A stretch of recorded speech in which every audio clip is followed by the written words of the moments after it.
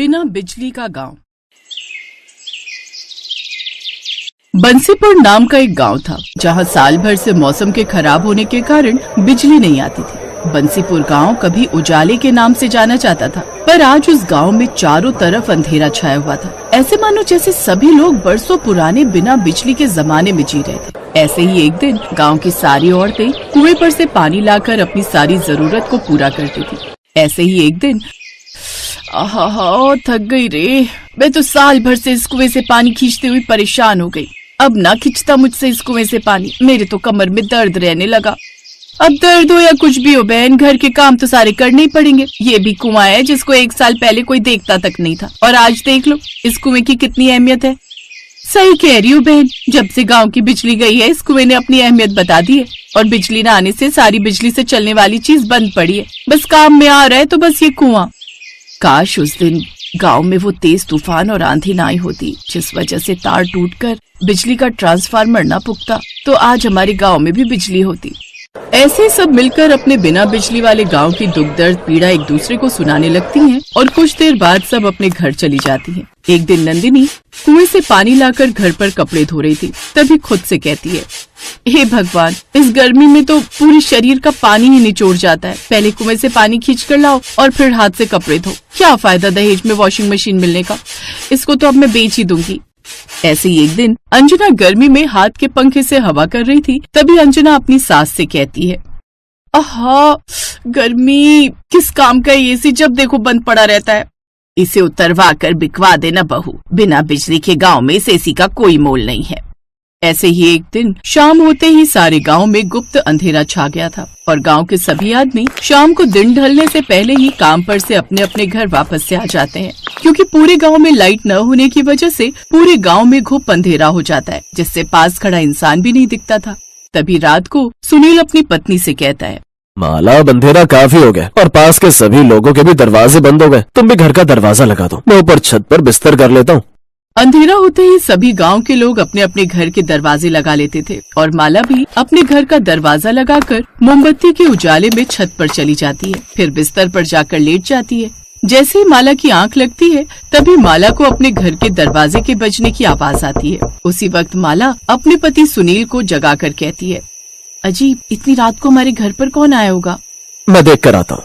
इतने में पड़ोस में छत पर लेटा हुआ एक आदमी कहता है, अरे अरे सुनील भैया, रात को इस वक्त दरवाजा बिल्कुल मत खोलना, ये कोई डाकू या चोर होगा। रात को अब हमारे गांव में चोर लुटेरे भी आने लगे हैं। पड़ोसी की बात सुनकर सुनील दरवाजा खोलने के लिए नहीं जाता है। अब गांव में बिजली न होने के कारण रात के अंधेरे में 4 लुटेरों की भी आने की दहशत लोगों में फैल गई। फिर सारी रात सभी लोगों की चोर डाकू की दहशत में गुजरी। फिर एक दिन दोपहर को गांव के सारी औरतें पेड़ के नीचे बैठकर आपस में वार्तालाप कर रही थी। तभी अंजना की सास कहती है, मुझे नहीं लगता बहन अब कभी हम लोगों को बिजली नसीब होगी। धीरे धीरे आज 2 साल होने को जा रहे हैं लाइट आने की उम्मीद में, पर मुझे नहीं लगता अब कभी लाइट आएगी हमारे गांव में। अरे माँ जी, लाइट से याद आया, मैंने स्कूल में सोलर सिस्टम के बारे में पढ़ा था, उसे हम बिजली की तरह इस्तेमाल कर सकते हैं। कैसे बहू? माँ जी, ये सोलर एनर्जी यानी कि सूर्य की ऊर्जा, इसका इस्तेमाल करने से हमारे आसपास का एनवायरनमेंट अच्छा होता है, जिससे पर्यावरण को भी कोई हानि नहीं होती है। इससे हम अपनी लाइट की जरूरतों को भी पूरा कर सकते हैं। अगर कोई ऐसी चीज है जिससे हम अपने घर में लाइट की सुविधा कर सकते हैं, तो तुमने हमें पहले क्यों नहीं बताया अंजना? कैसे आएगी ये सोलर एनर्जी हमारे गाँव में?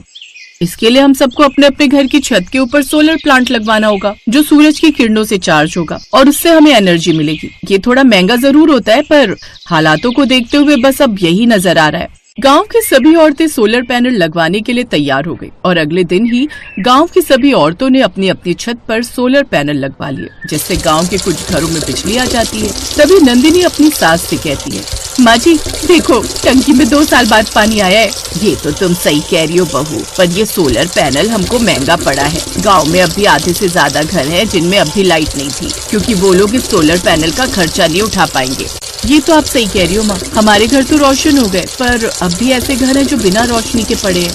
नंदिनी और उसकी सास ऐसे ही बिना रोशनी के घर की बात सुनकर उदास हो जाती है, और वहीं दूसरी तरफ कमला की लड़की पिंकी कहती है, माँ हमारे गांव में बिजली आ गई है, देखो नंदिनी आंटी के घर में लाइट चल रही है। नहीं बेटी, बिजली नहीं है, नंदिनी आंटी ने सोलर पैनल लगवाए है। तो हम भी पापा से बोलकर सोलर पैनल लगवा लेते हैं। नहीं बेटी, हमारे पास इतने पैसे नहीं है जो हम सोलर पैनल लगवा सके। ऐसे ही गांव के किसी घर में लाइट आ रही थी तो किसी घर में नहीं थी। यही सिलसिला जारी रहा और एक दिन फिर से गांव की सभी औरतें उस पेड़ के नीचे बैठी थीं और आपस में बातें कर रही थीं। नंदिनी भाभी, अब तो एसी की हवा में अच्छी नींद आती होगी तुमको। तुम्हारे घर में तो लाइट आ गई और एक हम है, पूरी रात 1 मिनट को आंख नहीं लगती गर्मी के मारे। क्या मजे आ रहे हैं कमला दीदी, कर्जा लेकर लगवाया था ये सोलर पैनल, अभी तक नहीं उतरा सर से कर्जा। बड़ा ही महंगा पड़ा ये सोलर पैनल, इससे अच्छी तो हमारी लाइट ही ठीक थी। कमला और नंदिनी की बात सुनकर अंजना कहती है, मैं ये सोच रही थी क्यों ना हम लोग गांव में बिजली लाने का ही कुछ जुगाड़ करें। पर हम गांव में बिजली कैसे ला सकते हैं जब आज तक मर्द लोग इस गांव में बिजली नहीं लेकर आ सके। हम मर्द लोगों से कम है क्या? वैसे भी गांव में बिजली मर्द नहीं बल्कि हमारी शिक्षा लेकर आ सकती है। आप लोग कहो तो हम लोग कल ही बिजली दफ्तर चलते हैं और अपने गाँव में बिजली ला कर दिखाएंगे। अंजना की बात सुनकर गांव की सारी औरतें राजी हो जाती हैं और अगले दिन ही गांव की सारी औरतें बिजली दफ्तर चली जाती हैं। सभी औरतों ने मिलकर सरकारी दफ्तर में जाकर बिजली की अपील की और सरकारी कर्मचारी ने अंजना को एक फॉर्म भरने के लिए दिया। इस फॉर्म को भरना है, पेन मिलेगा आपके पास? सरकारी कर्मचारी अंजना को पेन मांगते हुए देख हैरान हो जाता है और कहता है, आपको ये फॉर्म भरना आता है? जी आता है। अब आप पेन देंगे मुझे? सरकारी कर्मचारी अंजना को पेन देता है और अंजना पूरे फॉर्म को इंग्लिश में भर देती है, जिसे देख कर्मचारी भी शॉक में रह जाता है। 3 दिन बाद फिर से आना, थोड़ी और कानूनी कार्रवाई होगी। उम्मीद है सरकार आपकी मदद जरूर करेगी। और वो सारी औरतें फैसला कर लेती हैं कि वो गांव में लाइट लाकर रहेंगी। और अंत में एक दिन गांव में सरकारी कर्मचारी बिजली जोड़ने के लिए आ जाते हैं। अंजना का पति मुकेश कहता है, आखिरकार हमारी गांव की औरतों ने गांव में बिजली के तार जुड़वाए दिए और उनकी मेहनत रंग लेकर आई। सभी लोग गांव में 2 साल बाद बिजली आने के इंतजार में खुश हो रहे थे और थोड़ी देर बाद बिजली के तार जुड़ जाते हैं और गांव के सभी घर और सड़कें उजागर हो जाती हैं। ये लाइट आ गई। सभी बच्चे लाइट आने की खुशी में बाहर सड़क पर रोशनी में नाचने लगे। पूरे 2 साल बाद बंसीपुर गांव में लाइट आई थी। अब घर में पड़ी सूखी टंकियों में भी पानी आना शुरू हो जाता है और गांव के सभी लोग रात को सड़कों पर खड़े होकर लाइट का आनंद ले रहे थे।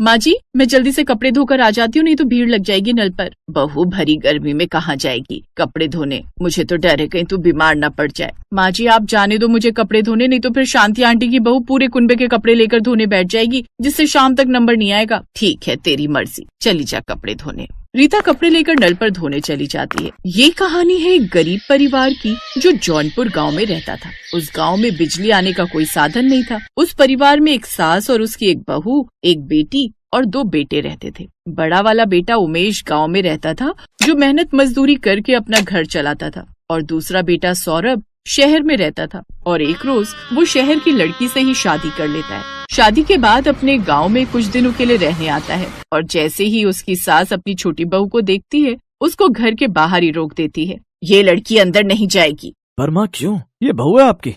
तुमने शादी करने से पहले अपनी माँ को एक बार भी बताना जरूरी नहीं समझा। माना माँ मेरी गलती है, पर मुझे माफ कर दो।